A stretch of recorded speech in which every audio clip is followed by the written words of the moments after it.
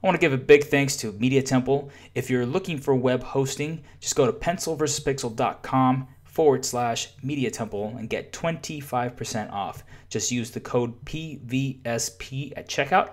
Again, that's pencilversuspixel.com/Media Temple.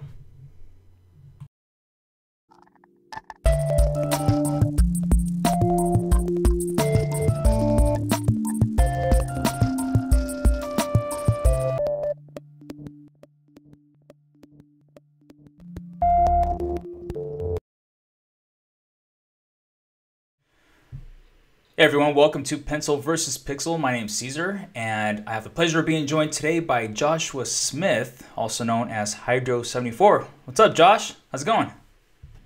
Good. You do go by Josh, right? Or is it Joshua? Joshua, Joshua. It doesn't matter. Doesn't Either way. matter. All right, good deal, man. Well, thank you for being on the show. So Josh is also known as Hydro74, and you can find a lot of his work on Hydro74.com, including his illustrations, a lot of great hand-drawn and vector art, and fonts as well, which is really cool. That's really different. So Josh, before we continue, I'm going to ask you what I ask all my guests. Pencil or pixel? Pixel. Pixel only?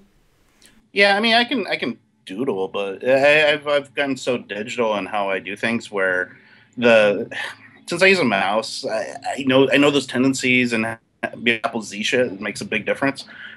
So, but when I'm doing pen and ink, it bugs me. I might have like a little line that this gets out there, and I can't Apple Z that. That annoys me. So I start thickening up lines, and then next thing I know, it just looks like a big bloated, nasty illustration. So I don't know.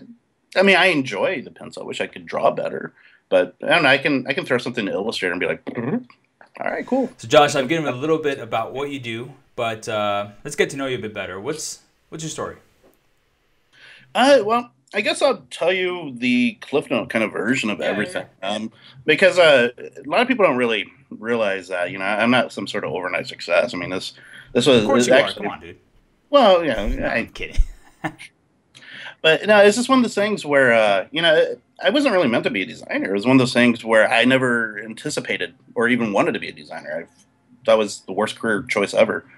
But when I was younger, I come from a pretty dysfunctional family. I mean, I witnessed a sibling getting killed. I've been abused and in and out of foster care all my life. I think from my sophomore year till the end of college, which I ended up dropping out, I did that all on my own. I was just hustling to stay with people, and it was just one of those things where it's like I was not educated. It's like I was shocked I got into college. I think my SAT scores were like 600 because I had no help. I mean, I was like C- student all the way through because never really had any of those like parental figureheads, if you will, trying to say, oh, you got to make sure you do your homework, make sure you do all this other stuff.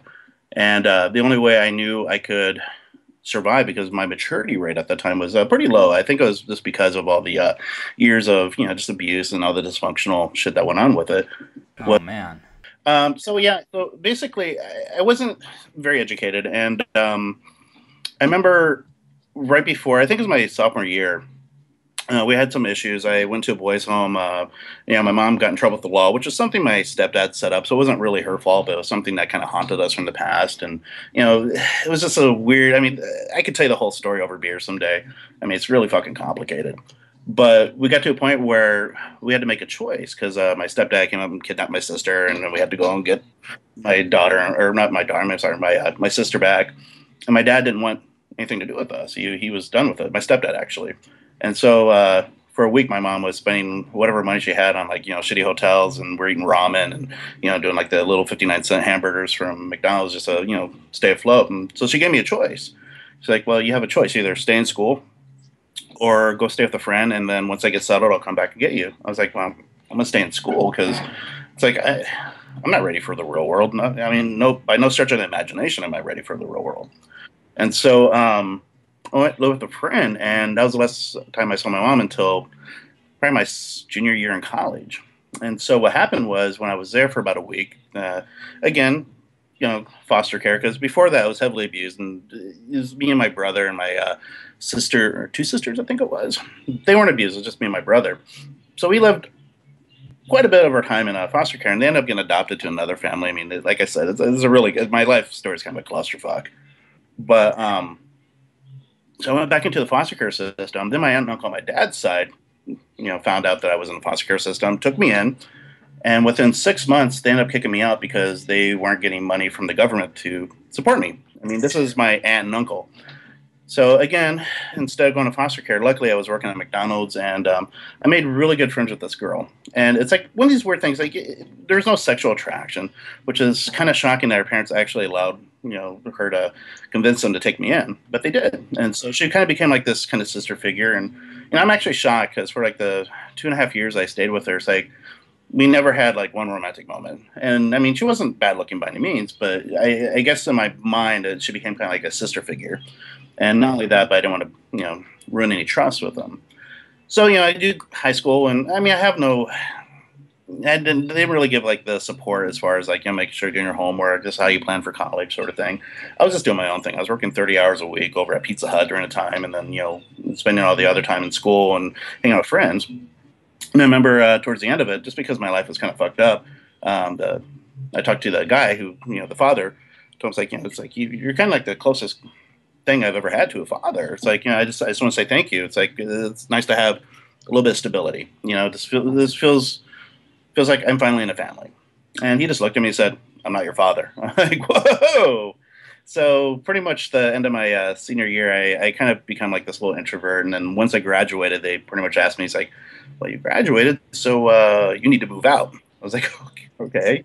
So I moved with another friend, and luckily I got into this private Christian college, and it was fun. I went for elementary ed because I was trying to rebel against everything that I didn't like in life, and I figured having a nice, white collar job, and to me, the teaching profession, especially in the '90s, was definitely something admirable. It was something that had something to it. It showed that you were successful, and so I really went after that. But obviously, when I went to college, I didn't have the I guess I didn't dress the way they liked because granted it's a Christian college, so they do judge a little bit. When you're there, it's like I'm basically dressing up in whatever I can find at Goodwill on the cheap because I'm working like 40 hours at a job and trying to do like 16 hours worth of classes and then homework on top of that as well. I mean, it's just kind of a fucked up situation. But I mean, I dressed nice for my job. But I found out that they weren't going to let me into the education course just because they didn't trust that would be a good example for them. And I wasn't exactly punk rock at the time. I just kind of looked at it because just being dirt poor. And so I ended up taking a year off, stayed with another friend, went back, decided to try it one more time. But it was one of those things where it just didn't really click. So I ended up just switching over to liberal arts and end up taking some classes and art, because painting, drawing, stuff like that, those are like easy A classes. Those are just a way to make sure that, because I had to take like, finding Christian whatever and, biology, chemistry, and all this other stuff. So it's like that was a way to counteract those grades by getting A's, because I know I'm going to get like probably low C's in the other ones, and that kind of keeps my GPA at a decent level where I don't look like I'm a total retard in what I'm doing. So, doing that, but then this one class came up. It was visual communications, and the professor was learning Photoshop at the same time the class was, pretty much. But I was intrigued, and mostly I took it because there was this girl from Alaska that I had a crush on.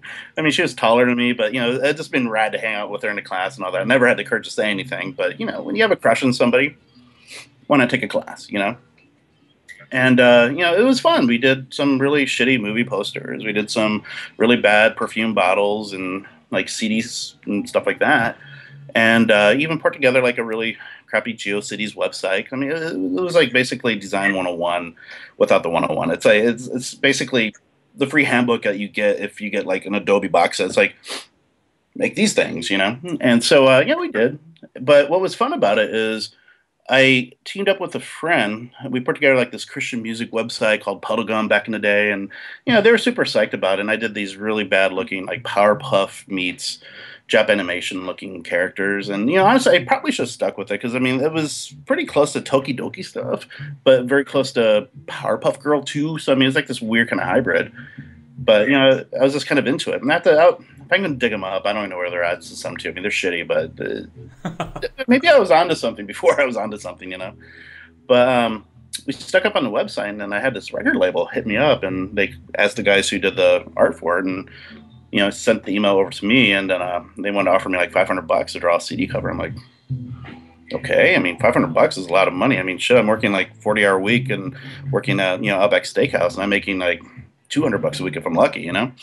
So, you know, it was one of those things where it's like, all right. So during the summer, I didn't have a computer. I was staying with a friend that was about 40 miles away from the university. And luckily, I was friends enough with the professor where I could go and work, you know, at the university. So I'm going over there working pretty much until like 1, 2, 3 o'clock in the morning, just trying to figure out how to do these crappy illustrations and how to figure out these layouts and, you know, trying to color things up in Photoshop, sending over RGB files and like, you know, they need to be CMYK. And I'm like, well, what's CMYK? I don't know what I'm doing. But, you know, at the end of it, it was cool. And then I got another gig doing these like little Street Fighter looking characters in my little style for this drum and bass thing. That was like another $500. So I was intrigued. And again, I wasn't wanting to be a designer. It's like that was the last thing I wanted because during this time, no one in the right mind, at least in Indiana, had wanted to be a designer because there's really nothing around. Either you worked in a like an advertising agency that does ads for like the local dealerships, or you work at a paper or something like that. So I mean, it wasn't glorified by any means. I mean, it's kind of cool when we went to Chicago and we saw the other stuff, but that was for like the professionals, like, you know, because when you're graduating, you're not a professional by any means. But it came to the end, and I got really bitter with the school, really jaded, a lot of really frustrated because I think that's when the maturity in my mindset kind of kicked in, where I started thinking for myself and started questioning things instead of just accepting things. And once I started doing that, it was almost like a domino effect of just bitterness towards the aspects of Christianity. And it's like I have no hatred towards it by any means. It's just it started raising a lot of questions that didn't agree with the pretext of which I was fed. Right. So it was just one of those things where I started getting a little bit more jaded about it, and then I started looking at like how I'm gonna, you know, because going to college, that means you're trying to get a job, and to get a job, that means you have to pay for your college loans. I've already dumped like 60 grand into this college, so how the fuck am I going to pay that back? Because it was 15,000 a year. I mean, I had some Pell grants and some other grants, so I knocked it up just a little bit. But I mean, that's still a lot of money. And my professor, my advisor, he told me he's like, just stick with fine art. And I was like, how's that going to pay the bills? So at that juncture, I was pretty jaded on that aspect. And then he said one thing, it just resonated with me. And I think it was like this act of rebellion that drove me into being a designer was he just sat me down. He's like, look, you know, what do you want to do? And I'm like, well, I'm intrigued by being a graphic designer. It's like, you know, I've already made a few $1,000 off of these like little CD packages and like really bad illustrations and stuff like that. And I'm just intrigued. And he just told me point blank, he's like, you don't want to do that because you become a whore to the system or you start whoring yourself out. And when I started thinking about that, it was kind of like this realization where it's like, no, that's exactly what I want to do. Because being a fine artist, I don't have any great philosophical things I want to put on, you know, pen and paper and try to paint up and, you know, just try to put my own opinions out there. It's like I want to do something for these companies. I want to be that whore. It's like, you know, if I can be the $2 hooker for you, I'll be that $2 hooker for you. It's like, so that sense of rebellion, I end up just dropping out, and then everything else is just learned on my own. I mean, it was just 3-4 years of just hard, just I mean, I got super fat. It's like right now I'm trying to tone down a little bit, but I mean, I went from being like 140 pounds to close to 300 pounds just because I was doing nothing but design. I was, you know, 4-hour nights drinking Mountain Dew, eating chips just for 50 fucking bucks. I mean, if I could go back and smack myself for doing that stuff, I would have. But I didn't know any better. It's like 50 bucks. I mean, how that's chipping away a little bit at rent. That's also making it where I can go out to McDonald's or something like that for dinner. I mean, oh, it's nice. And you get 2 or 3 of those, that's 150 bucks. Holy shit, you know, that's good money. And it was definitely a struggle. And then, you know, once I start going and trying to buy pants and realize I was a size 40, then I kind of realized like, yeah, that can't be the case. So, you know, I started trying to, you know, take care of my health a little bit more. And I started getting these really nice gigs. I think my first one was with Endeavor Snowboards. I mean, I was still in contact with Max over there. And I mean, it was just one of those things where it was the first project where I think their budget was like 2 or 3 grand. I mean, you're going from like 150 bucks to 2-3 grand. That's a holy fuck situation. And that I remember just sitting there telling my wife, I'm like, I need to become dedicated to this. You know, I'm like spending every waking hour, I'm like getting everything over. And actually, the project didn't take too long, but they were just saying, no, we don't like it, we don't like it, we don't like it. And then with the files not too long ago and horrible. But Yeah, I sent it over and they started digging it. And next thing I know, it's like it started clicking. And then I started getting contacts from Split. And Split was still doing pretty good during that time frame. And I got passed on to Billabong. And then through Endeavor, through some contacts, I got in contact with K2. And then it just started snowballing from there. And it became kind of like one of Wow. those like, holy fuck situations. And so, I mean, honestly, it was just a lot of it was just luck and connections. I mean, I look back at my work right now, and I mean, I will like just from my own personal standards of what I believe in as far as illustration skills. I look at my old work. I'm like, I want to hire that guy. I mean, I see a lot of loose, weak things in my old work Yeah. that I'm So just what was like, it that drove you to really get a lot better at the craft? Get better at on your with your illustrations. What was it that really motivated you? Besides, was it the fact that you got this really cool gig? no. No. What drove me was the simplest thing that drove me was that through my life, everybody told me I was going to be a nothing and that I would not accomplish anything because I was a smith and my dad was Harold and blah blah blah. I mean, because it's a weird. Coming from like a small town in Indiana, but yeah, I was just told this for much of my life, and I think this was the first moment where I kind of had that kind of like fuck you. It's like I can do this, fuck you. It's Yeah. it's like even now it's like with the economy being the way it is and over the past like I think year it's like I've been seeing like everything kind of dwindling down a little bit. I mean, I'm still doing okay on budgets and I'm still at that survival mode where it's like I can get through this, but it's still that thing where it's like I'm still gonna push myself because I don't care what you throw at me, fuck you. It's like I got this. It's like, and it's only to prove to myself. It's not to prove to anybody else. It's just to prove to myself. So I think that's kind of what it all stems from. And honestly, I don't really think I'm that good at what I do. I mean, it's funny because I'll meet people. They're all like, oh, you're fucking awesome. I'm like, dude, it's like, no, I'm not. It's like, I figured out some tricks along the way and stuff like that. But it's just mouse clicking and vector. I mean, it's like Would you say that it's the hard work that you put in? I mean, now it's not necessarily hard work because I mean, once you kind of figure out the systems and the techniques, it's not necessarily hard by any means. It's just a matter of trying to figure out the concept and layout. And granted, it's like I do agree that you need to be a good designer, you have to have at least a good eye for design. Because I mean, anybody can. If you don't have a good eye for design, no matter what you do, it's gonna look like crap. But if you know what kind of works and what doesn't work, you'll have success. I think that's kind of where I gained my success. I mean, with the stuff I've been working on the last couple of weeks, like I just got done doing an illustration today. It was just a real quick tester piece, a portrait.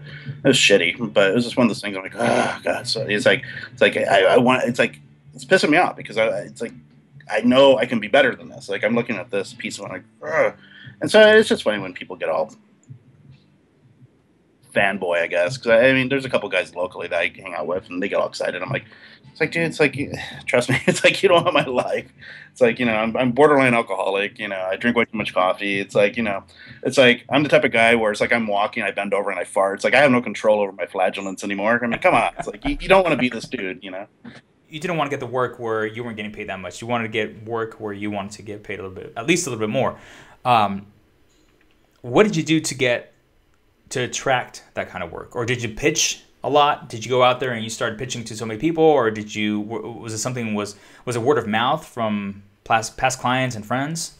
I think the natural progression for me was maybe a little bit more not grassroots, but it was just more subtle because when you're working, you kind of know where your talents are to begin with, and you know what you can accomplish. I mean, I think as you're working, there's a certain ladder system, and you know when you're kind of done with a particular genre, when you know that you can accomplish more, and you're ready for that next stage. So I was working a lot with action sports companies, and I mean, I don't mind working with them now, but I just got tired of spec work, and so it was one of those things where I started understanding my formulas. It's not a formula, but as my skill set, and I knew I could accomplish more, and I knew that I could compete with the big guys out there, or the big designers, I should say, the people that were working with like the huge companies. It's like I knew I was ready to compete on that level, and so it was just a progression where I decided to slow down my work in the action sports market because I got tired of punting ideas and basically just hoping that shit would stick on the wall and hopefully get a few bucks off of it. So it was a matter of me to stop chasing like the couple $1,000 paychecks and start chasing the ones that were like $5,000 to $10,000 because those were actually the ones where that would I could spend more time on it. Like I started getting licensing stuff from Lucasfilms and Hasbro, and I mean, there was a shit ton of work, but they would come in with like $7,000 to $10,000 on a budget, and sometimes it would double just because of the amount of work that they needed. I think when I did Hot Wheels, that was 50,000, which was awesome. But I mean, that was kind of a one-time gig. I mean, I wish I would get projects like that on the regular. That'd be awesome. Yeah. But I mean, that was a lot of work. That was basically 3 months of just nonstop, like 17-hour days, just trying to get stuff done. So it was pretty crazy, but it was definitely worth it in the long run. But it was just one of the things where I was ready, and it wasn't that I don't think you really need to pitch. I think you start noticing the clientele that starts emailing you. And I mean, it's kind of weird right now because most of the people that email me are people that have MMA companies or they want to do like a startup company. Hey man, we're printing up like 50 t-shirts. How much would you charge? I don't know about that one, but but it's just like I get the best advice I got. I guess kind of putting this all in perspective was it was Mike Cena, I think it is, or China from Michael Cena, yeah, up from Michigan. Yep, from True is True. He was part of You Work for Them for a while before I think Young took over on that one. But I talked to him on the phone for a while, and he gave me this one little piece of tidbit advice that just stuck with me. He said, as you progress in what you do and as you work towards your goals, just keep in mind that you need to make sure you can learn how to say no. And that didn't make any sense. I'm like, well, as a freelancer, why the hell would you want to say no? He's like, no, it makes sense. It's like you're going to get to a point where you're going to say yes too much, that you're going to convolute your week. You're going to convolute your workflow, and you're not going to be able to put out the best stuff, and you're not going to have time to invest in stuff that will help you attract other projects. And basically what he's trying to say is your talents are based on the time that you invest, and that is the bait that you stick out there to fish for those other clients, maybe through your form of pitching or your form of just sticking stuff out there. I mean, I hate to say it, but Behance has been a great site for me. It's like I put some shit up and I get these random emails from like, little small brands, but they're fun to talk to. And there's a few that I enjoy working with, but then occasionally like, I think it was, Leo Burnett, there we go, just recently hit me up for this huge project. And I mean, it's a huge budget too. And they're like, dude, totally forgot about you. It's like I saw you working Leo Burnett or on the Behance. It's like, you're back on my radar. You want to do this? I'm like, yeah. So that's kind of how it works. But what would you recommend for up and coming designers to do to get to that point? Give up. Have no social life. I mean, no, but you're saying like you had to narrow it down to one specified style, or I don't know. I mean, the one thing I've always kind of rebelled against is that I didn't want to become like a Tokidoki or an Obey or like a Hello Kitty or the people that kind of put out the same stuff over and over again, that repetition, because I feel like once you start producing, I mean, granted, you can make those particular pieces better as time progresses, but to me, it just seemed like you're becoming stagnant. And so that's kind of the reason why whenever I do work, I mean, there's some consistencies, but if anybody that has followed me for a long time, they'll see that I go through like these weird ways where like this went from like cholo art to like this weird whatever to like whatever. And even James, Signal Noise, and we had a great talk about it, is that it's funny because with, I don't know, maybe we're like the rare breeds in the industry, but you get to a point when you're working and you just feel like you're stagnant. You feel like things are just not working out in your favor, and then you basically rebel against that out of bitterness and come up with something new, and you don't really care what anybody else has. And then it's funny because once you do that, then your arsenal becomes that much larger on what you can do, and you are now, instead of using like the fisherman's kind of a analogy, if you will, it's like instead of just having your one little bait, one little earthworm that you're fishing with, you now have like a whole box of lures that you can throw out there to try to attract what you're trying to attract. Because I mean, kind of sticking with that analogy, when you go first into design, you're fishing just to get anything. It's like, I just want a t-shirt design, I want a CD cover, I want something, and so your bait is pretty minimal on what you can afford. But then as you progress and you start seeing where your talents are and what you can afford, then you're like, you know what? I think it's time for me to try to catch a trophy fish. And you get that big client. And then as you progress, you kind of realize that now it's time to go after those rare fish that not a lot of people get to work with. And so, I mean, you kind of progress in those fashions. I mean, sorry for the bad analogy, but to me, that makes the most sense to me is that as freelancers, that's what we're doing. We're fishing. So, Josh, talk to us about a time that maybe something didn't go right in your career, something you had to troubleshoot or fix. What happened, and how did you fix it at the end? I mean, that's actually a good question because, I mean, design is kind of full of failure to begin with. And so there's obviously going to be a lot of projects that are just utter fails. But to me, I don't really consider those legitimate fails. I mean, it's learning. Um, I mean, I don't really have anything for that. I mean, the thing is, I try to make the most of whatever happens. And I mean, there's obviously things where you're not going to get along with clients and you're going to have some friction. And those are just the joys of the relationship. And I mean, you can try to fix that shit. I mean, some people probably have a better method, but I'm just kind of like, all right, cool, whatever. It's like, I just roll the punches. I mean, there's not. I mean, I really don't have an example for that. I've had a lot of weird shit go down, and I mean, but it's funny. I'm still friends with the people over there, so it's just I don't know. It's like I remember one time with Nike. I mean, this is not really an example on that by any means, but we were working on this project, and my point of contact, who's a good friend, he's a middleman to Nike ID and like the main project and me and all this.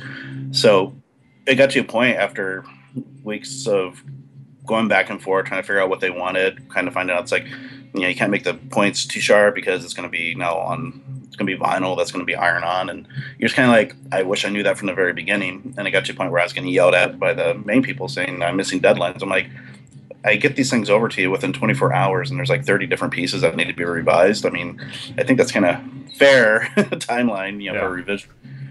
So I just called him up and I cussed him out. But the only reason why I cussed him out is because we were friends. And, it's like, I always tell clients when we become friends after a while, look, it's like, you're more than welcome to call me up and you can yell at me as much as you want. It's like, I'm never going to take offense to that because you're a friend. I said, I hope you at least give me the same courtesy. Like, if we have a frustrating thing, just allow me to vent.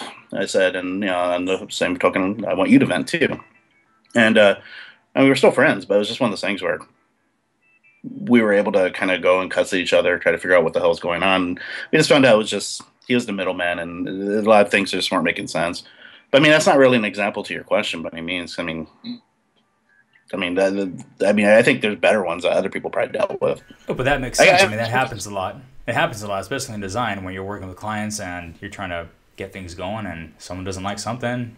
You don't. Yeah. You maybe you're not crossing communication properly, and someone means something, you mean another thing, and everyone's confused, and things sort of fail a bit. Mm-hmm. But then it's a matter of fixing them and moving forward and finishing the project. But the thing that I will state, and because I guess I have a persona for being kind of like an asshole. I mean, I'll admit it. It's like it's on my business cards. Like I'm an asshole. But the thing that you still have those business coins. Card coins? Yeah. No, I need to do some more of those. Those things. I can't believe that people are buying them. People are buying my business card. All right, cool. Hey, man, they're cool. Yeah. But the one thing I did learn through the whole process is I guess it's like a twofold thing that when you're independent, and I mean, a lot of people aren't really independent these days as much, but, from my perspective, being independent, there's two things that kind of come into effect is one, I don't ever want to be a client's bitch. And when I use that loosely, basically, I don't want to just be like the revision king. It's like, come on, it's like you need to do this, or if you don't do this, or we're not going to work with you again. I'm like, it's like that's not how a relationship works. I'm not going to be a bitch. It's like I want this to be a mutual relationship. But then the other thing I learned too, which I've been trying to add as much as possible whenever I work with stuff, is that I kind of realize that a lot of times the client doesn't necessarily always know exactly what they want, and the reason why they're hiring you is to try to figure out that solution. So you have to kind of go in there and show that empathy, try to figure out what they want and not be an asshole about it, and try to give them the reasons why working with you is a good choice for them. So it's just one of those things where it's like this dual-edged sword where it's like you give respect is given back, and vice versa. Give respect, and hopefully they'll come back and they'll give that shared respect. And I've been noticing a lot more because there's a few clients I work with. I mean, I love working with them, and I mean, they're a pain in the ass at times, but it's just one of those things where it's mutual. I'm a pain in the ass to them, they're a pain in the ass to me, but we always walk through stuff, work through stuff, and we get to a point where at the end of it, we're both mutually happy. And so that's kind of why, reverting back to your question, that I don't really have any stories where something totally got totally fucked up and, just went into chaos and how did I fix it sort of thing, because it's inevitable. I mean, all that shit's inevitable. And, it's like there's probably, and honestly, some of it's not even really good stories. It's just I failed as a designer or they failed as a client or we both failed at the same time. And it just happens, it's just this. And, I mean, most of the time I just forget about it and move on. And if I can fix something, I would try. If I can't fix something, I'm just perfectly honest. Like, I have no problem halfway through a project telling them, like, dude, it's like, I'm not a good fit for you. It's like, I'm going to pass this on to somebody else. I'm going to cut my ties on this. But I'm going to pass you on to somebody that I know can accomplish this for you because I can't do this because what you want is not what I can offer. And so, I mean, it's just part of the freelance world. Do you have any books you recommend? Not really. I mean, I'm actually a fan of old Hemingway and Steinbeck. So, I mean, honestly any of Nothing on design or illustration or anything like that. No, I mean, because it's pretty subjective. I mean, it depends on what you're into. I mean, as a designer, I tend to be kind of visual, so I'll pick up books just based on things I like. Actually, I do have these on my desk. I can send you a link over, but let's see, we've got Sacred Geometry. Is it backwards? No. I could see it perfectly well. Yeah. And then Islamic Design. Design, dude, that's cool. Yeah, I mean, it's actually pretty rad. It's Do you get a lot of patterns out of that? Yeah. I mean, just I don't know if you can see. So, but there's and then this one's actually pretty cool. Sacred Numbers. And then Rules and Compasses. I can't see that one. There it is. I mean, this is like the stuff on the back. If you can. Oh man. So, and my last one is go figure, but Symmetry. But I mean, these books are great. I mean, they're cheap. You can get them on Amazon. I mean, there's a lot of just like symbols and fun stuff like that in there. It's just it's a good reference. I mean, so those are the books I get just for reference. 'Cause I was kind of big into after going to Dubai, a lot of Islamic stuff because just seeing how it was put together and how it's actually built with sacred geometry. So wow. But I mean, so that's about as designerly as I get. Usually, I just pick up books that have cool pictures, and I'm like, oh, that looks rad, Yeah, for everyone who wasn't able to see that, Josh just showed us how many books? That was like 5 books, right? Yeah, five. 5 books, yeah. So I'll definitely have those in the show notes. I'll send them over. They're by Wooden Books. Yeah, I mean they're small. They're inexpensive. I think they're like $15 a piece, maybe. And so so everyone, you'll be able to find those on pencilversuspixel.com/Hydro74. How about that, Josh? Yeah. Josh, before we wrap it up, I'm going to ask you if you have one last piece of advice for someone, a creative, a designer out there who wants to pursue a career in freelance or start their own company or just be independent with their work. What would that be? I think there's a lot of just little micro advice, but I think the biggest advice I can possibly give, especially if you go independent, is pay your taxes. That's a good one. Because a lot of people, when they get involved in it, they're more worried about marketing and trying to get themselves out there. And I mean, I think that's important, but just from my own personal experiences, when I went first time full on independent, my first year out, instead of not having a job where, obviously they take money out and that goes to taxes, I made a shit ton of money. I was like sitting there going like, what the fuck? It's like, it was a great year, phenomenal. And towards the end of it, just because of investing into, house and, this other stuff, not even thinking about it, when taxes came around, it was like 30 or 40 grand that I owed. I was like, holy fuck, I only have like 10 grand in my account.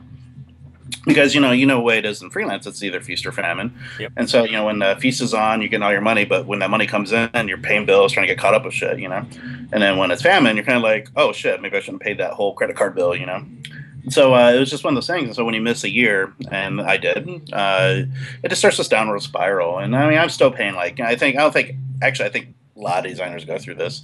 Is that once you kind of screw up one year with the IRS, then it's kind of it perpetuates, and so you're just always you're kind of always in their debt because fees, fines, and all this other stuff.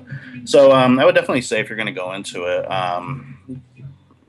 I think there's a site that I've been using quite regularly on IRS where every month you can just go on there, pay whatever it is that you want to, and obviously you want to make your quarterlies and stuff like that. But just I think that should be main priority, and then allow the creative part to actually come in afterwards. Because if you get your taxes in line, then you're going to be set for when your business does find that success. And so, then I think the second quick piece of advice is that the thing I definitely recommend is you're going to fail.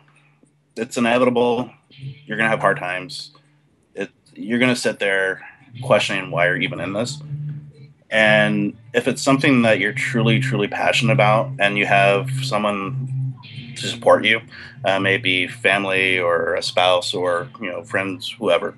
But if there's people there to believe in you and you know that this is really what you want to be in, those hard times will get a lot better. You just got to stick with it. I mean, because I know a lot of people that they tried and failed and gave up. I tried, I failed miserably, but if it wasn't for my wife, basically saying that as long as I pick up a part-time job, I don't have to get a factory job. I can still stick with it. I probably wouldn't have been a designer. I probably would working in a factory, drinking beer with a bunch of other dudes, which not necessarily so bad. But I'm just saying, just stick with it. I mean, it's just one of those things where you only got one shot at life. And if you're really, truly passionate about something, balls to the wall. Just do it. Nice. Great advice, man. Where can we find you online, Josh? If you want to bug me, just drop me an email or go to my Instagram, which is Hydro74 all spelled out. Okay, so Hydro74. That's Yeah, your Instagram. or just hashtag the Hydro74. You'll eventually find it. But I'm on there, and I usually try to respond to people. All right, so everyone, you can find Hydro74, his Instagram, on pencilversuspixel.com/Hydro74. But that's the number 7 and the number 4. So Josh, dude, thank you for being here on the show. Yeah. Thank you for all the amazing advice. And all right, everyone. So thank you for joining us today, and we'll see you next week. Thanks.